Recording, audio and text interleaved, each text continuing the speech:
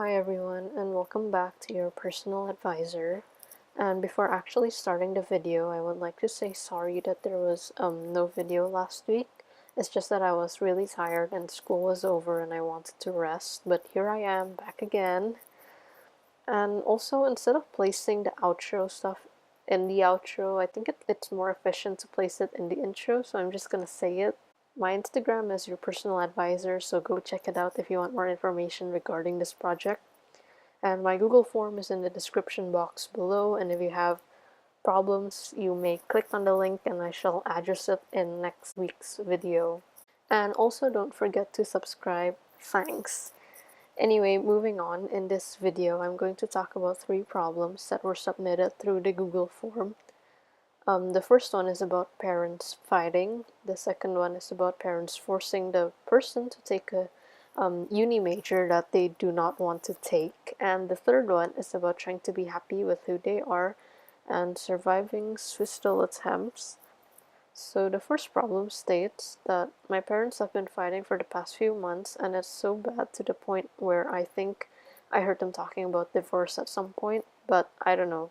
They're at the brink of divorce, but not yet, and I feel like I should do something while they haven't made up their minds and signed their files and stuff. I don't know, please help.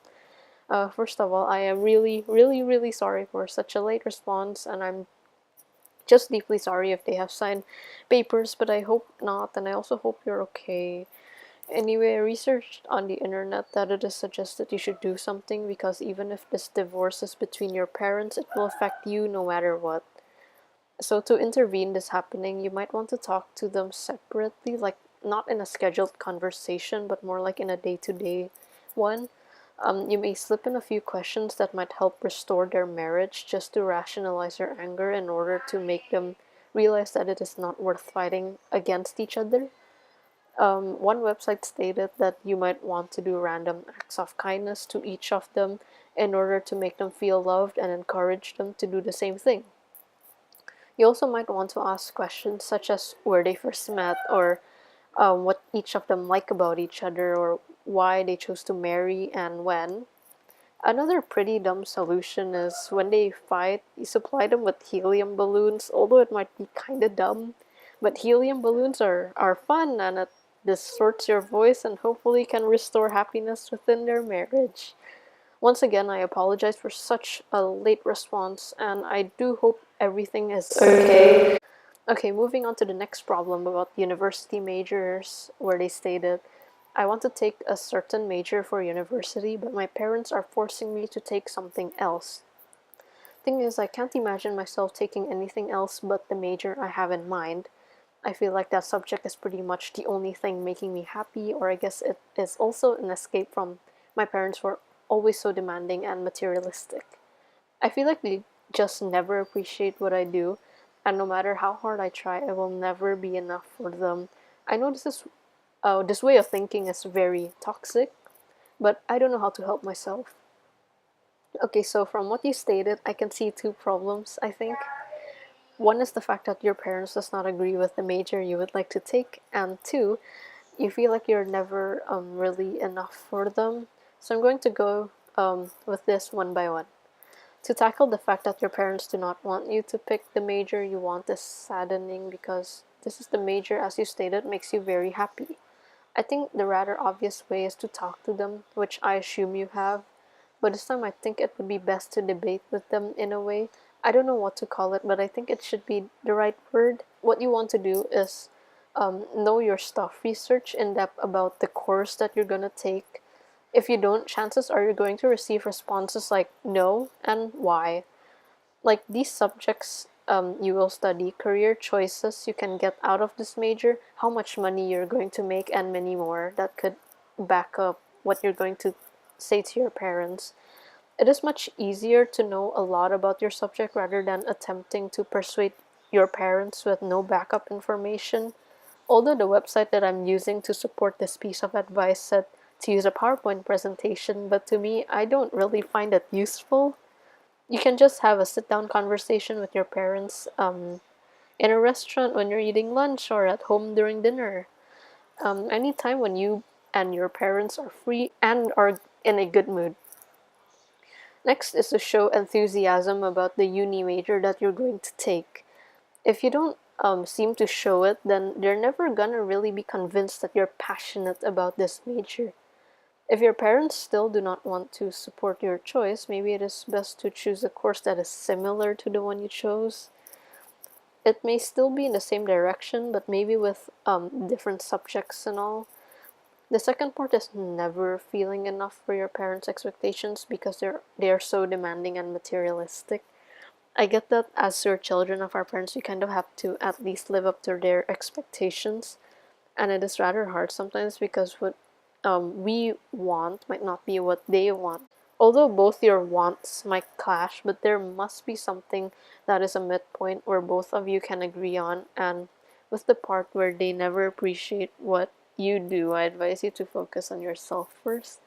It may not please everyone, not even your parents, and that's okay because who is the judge of all the things that you do? It has to be you because it is your life to create the way you want it to be. Everyone has their own expectations, and even I do, but everyone's expectations are all different. So really focus on yourself. Make sure that whatever you're doing is for the benefit of yourself and not other people.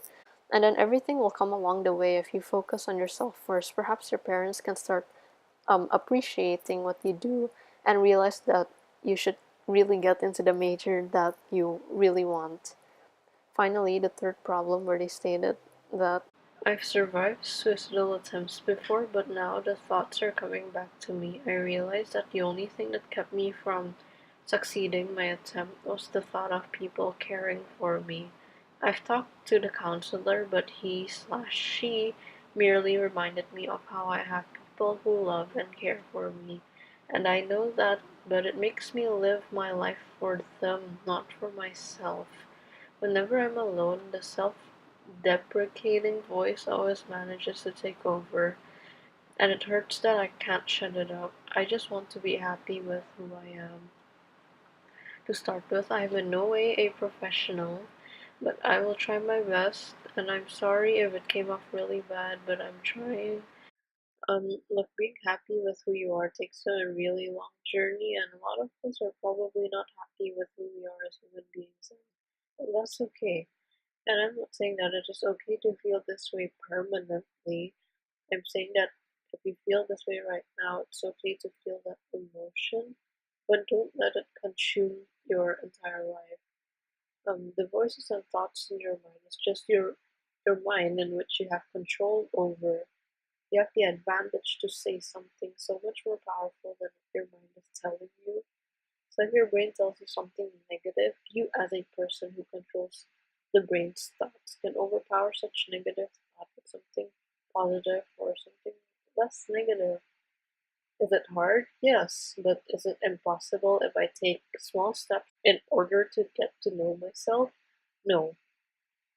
Though it is hard because sometimes the voice can't seem to shut up, but you don't have to make it shut up. You can just have a debate with the thought, and that's even possible. And slowly, once you overpower these negative thoughts, I think you can feel a bit better and more yourself because you are now more in control of yourself and the way you think and feel. And the more yourself you feel, the more you can feel like you're living for yourself and not for others. Also, don't get me wrong, what you stated is completely reasonable, but living a small portion of your life for other people or things is also not such a bad thing to do. Because even if we live for ourselves, we have limits to that, otherwise, we might end up egotistical.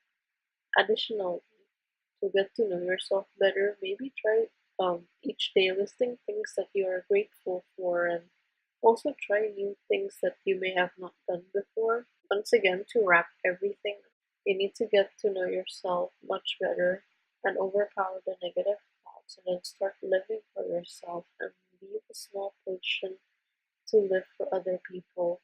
Thanks for watching and I'll see you next week. Bye bye.